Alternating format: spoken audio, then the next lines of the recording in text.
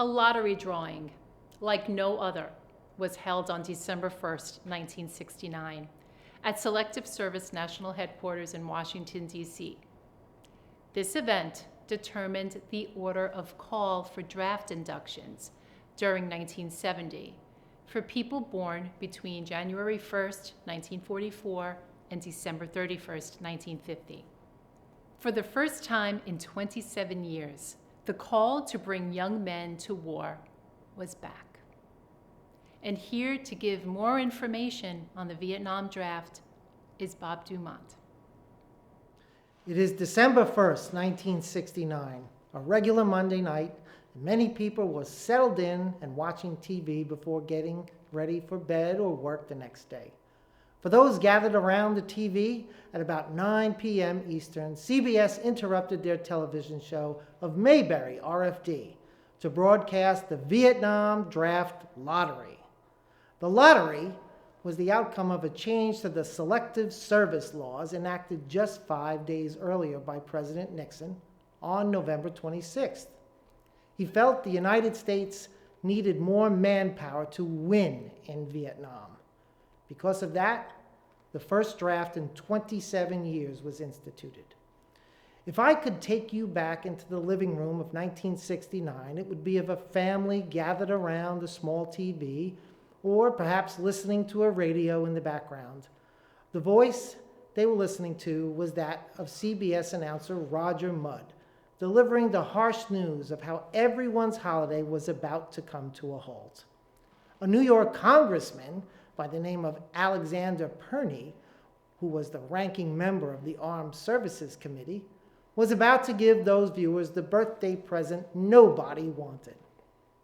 In what appears to be a hastily put together room, 366 dates were put into blue capsules and then emptied into a large glass jar. Each of those dates represented a birth date of people born between 1944 and 1950. Birthdays were then picked from the container and assigned to a draft group. The lucky winners would be drafted and sent to Vietnam starting in January 1970. The first selected to receive this present were those born on September 14th. That date was placed in the draft group 001. Lottery night continued on until all 366 numbers were selected, and families and young men everywhere who were at the start of the holiday season now had the reality of knowing that their son would be going to fight in a war that many had been protesting for years. In all, 850,000 men would learn of their fate that night. Many families may have realized that this might be their last Christmas together. The man responsible for the lottery, General Lewis B. Hershey. He was a holdover from World War II and, in fact, was the only link to the World War II draft. A well-hated figure, often ridiculed and received with protest throughout the land.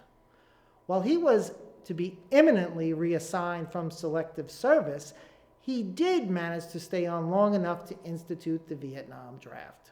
It took General Hershey just 5 days after the change to the Selective Service law to create the lottery. For the 195 lottery winners and their families, reality was all too harsh.